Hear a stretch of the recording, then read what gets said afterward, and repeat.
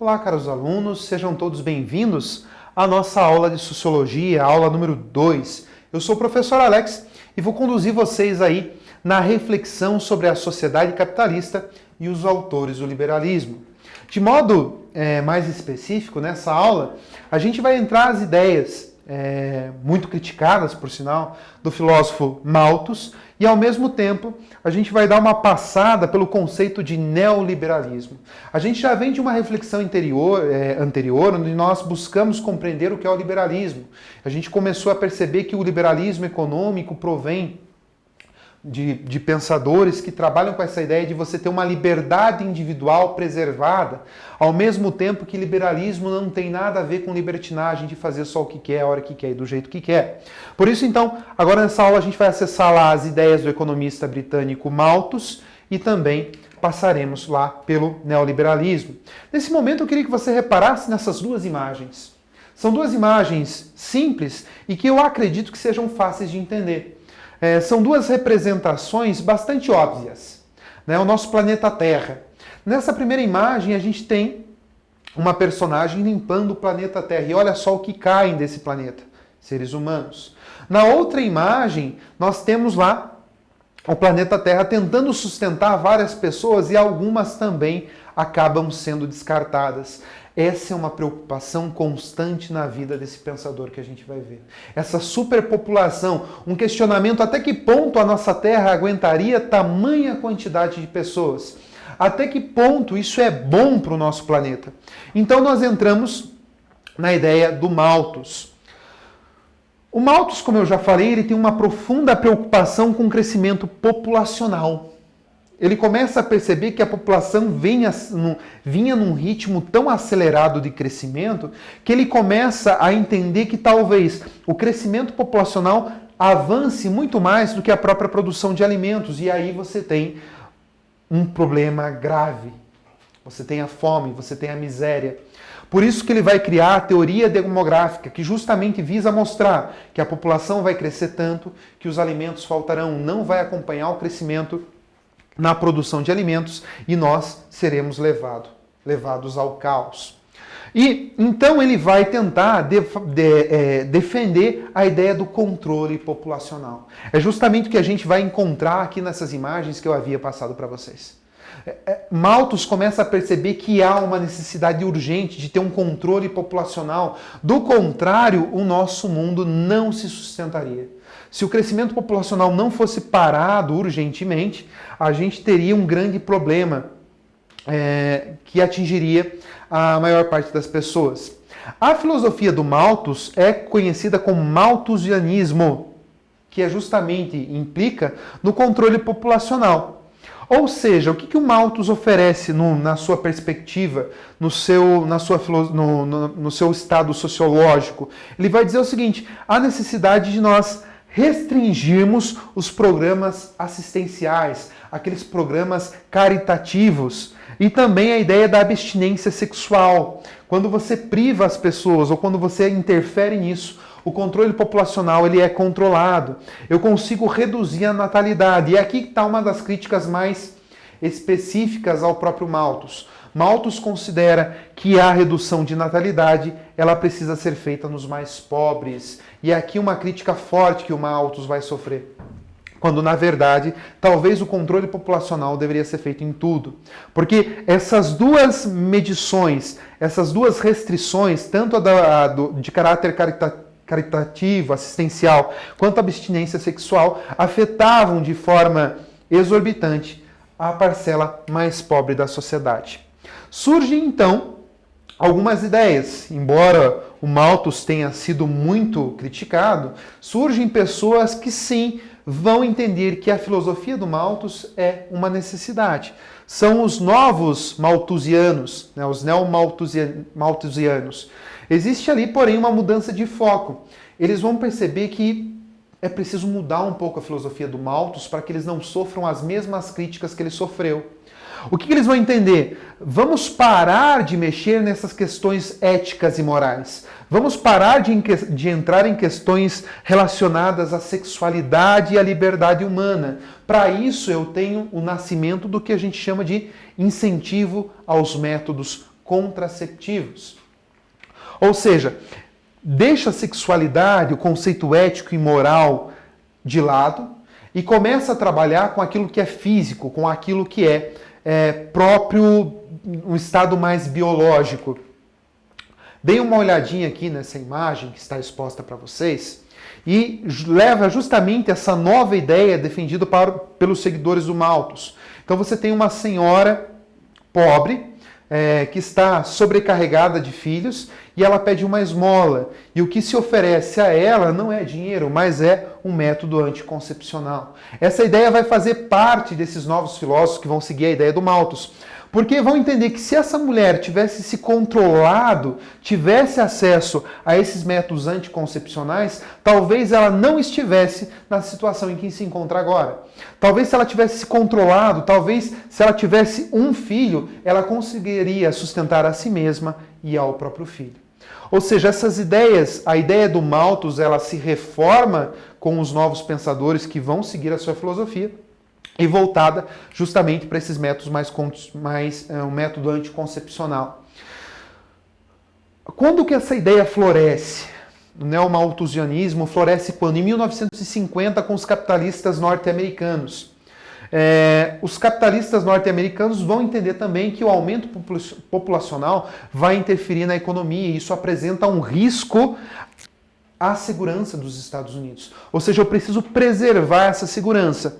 É por isso que, então, esses capitalistas, eles vão fornecer mecanismos, eles vão incentivar a pesquisa, vão financiar pesquisas e métodos que limitem essa população, que façam com que a população ela se reduza. Por que existe uma necessidade de redução nos Estados Unidos? Primeiro porque os Estados Unidos, os capitalistas entendiam que a educação é fundamental para que a economia ela aconteça, para que a economia ela cresça. Eu preciso de um funcionário bem instruído dentro da minha fábrica. Eu preciso de um funcionário que saiba fazer com excelência aquilo que ele é destinado. E com o aumento de pessoas, a educação ela não se torna possível a todos. Eu não consigo educar todo mundo. Ou seja, desse modo eu não vou ter uma mão profissional qualificada. Mas quando eu limito o número de pessoas, eu consigo destinar uma educação a cada uma dessas. Tá? Então é por isso que vão surgir aí os capitalistas que vão financiar esses métodos, essas pesquisas e vão ser os grandes portadores dessa nova mensagem para a economia americana. E é claro também surge aquela ideia de preservar a segurança dos Estados Unidos, preservando a sua própria economia. Não é à toa que uma parte dos impostos até hoje nos Estados Unidos é destinada à pesquisa dos métodos anticoncepcionais e programas educacionais nesse sentido. Quais são os questionamentos e as críticas, tanto à nova filosofia associada ao Malthus, quanto à própria filosofia do Malthus? O que se entende? Mesmo com a redução populacional, eles entendem que houve um agravamento.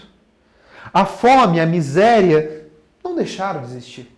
Mesmo em países em que a população foi gravemente reduzida. Outra coisa que vai entender, quando existe uma baixa natalidade, isso gera um desequilíbrio demográfico grandioso. Ou seja, existe uma população extremamente envelhecida e você não tem jovens entrando nesse espaço social, ou seja, diminui-se o futuro daquela sociedade. E é claro, esse enfraquecimento populacional. Um exemplo muito claro nosso, a gente tem a nossa previdência social no nosso país. Imagine que há 30, 40 anos atrás, os casais costumavam ter 5, 6, 7 filhos. E esses filhos trabalhavam e ajudavam, contribuíam com a previdência social para a aposentadoria dos seus pais. Ou seja, a aposentadoria dos seus pais estava paga porque esses filhos contribuíam. Na medida em que essa natalidade vai sendo reduzida, eu tenho uma redução de contribuição. Não é à toa que a nossa Previdência Social passou há pouco tempo por uma grande reforma, justamente por causa desse agravamento, esse envelhecimento e esse controle que nós temos, esse enfraquecimento populacional e esse controle de natalidade. Outro ponto importante para a sociologia, principalmente para que a gente vá finalizando os nossos assuntos nesse sentido, é a gente tentar pensar o neoliberalismo. O Malthus ele traz uma ideia liberal. proteger, preservar a economia, nem que seja preciso controlar a própria população. Aqui eu tenho então um neoliberalismo. O neoliberalismo nada mais é do que a tentativa de trazer as ideias liberais de novo para a nossa sociedade, ou seja, é retomar os antigos ideais do liberalismo e colocá-los em prática na nossa sociedade, no nosso Estado e no nosso governo. E isso se dá muito pelo agravamento da crise do petróleo em 1970. É quando se descobriu que o petróleo é um recurso esgotável, e o fato deles descobrirem que era um recurso esgotável, que teria ali um prazo estabelecido já para o final, elevou o preço do petróleo e fez com que existisse uma grande crise econômica em vários países. Logo, viu-se a necessidade, então, de se retomar esses antigos ideais do liberalismo e construir novas características, novas políticas socioeconômicas com as ideias do liberalismo. Dentro desse neoliberalismo sempre vai existir o combate ao estado de bem-estar social, ou seja, se combaterá fortemente a intervenção do Estado na economia. O Estado não deve gerir, não deve se intrometer na questão da economia.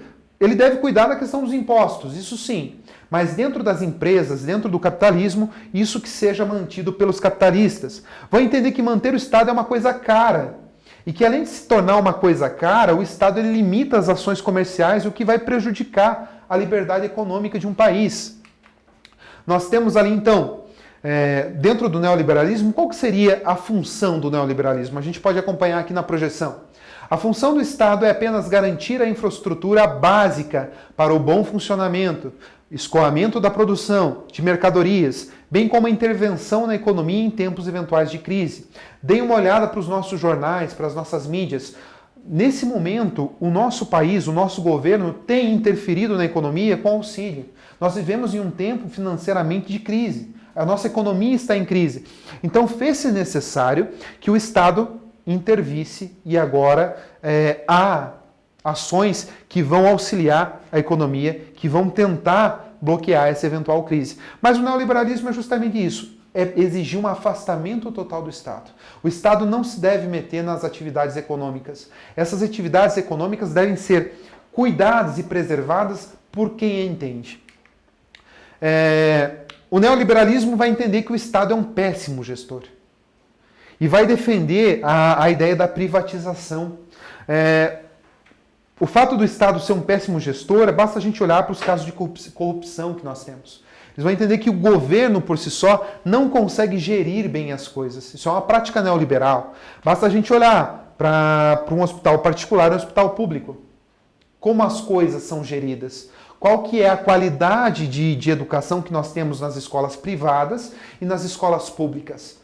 Quais são os mecanismos, quem que está assistido nesse momento de crise em que nós passamos, em que vocês têm que assistir videoaulas? Então, defende-se, sobretudo, a ideia da privatização. Eu trouxe aqui para vocês algumas privatizações que ocorreram, essa implantação do neoliberalismo no nosso país. Em 1990, se privatizou a Vale do Rio Doce, a Telebrás e a Embratel. Se entendeu que, nesse momento, as empresas privadas sabem gerir os seus negócios muito melhor do que o Estado. Em 2007 foi a vez das rodovias e agora, em 2020, foi a vez dos aeroportos. Então se entende que os empresários, os capitalistas, eles entendem muito mais de economia, eles entendem muito mais de gestão do que propriamente o governo. O que é contra, o que é ruim, talvez, no neoliberalismo? São algumas práticas que a gente precisa repensar e entender. O neoliberalismo ele é muito criticado justamente pelo fato de desregulamentar a força do trabalho.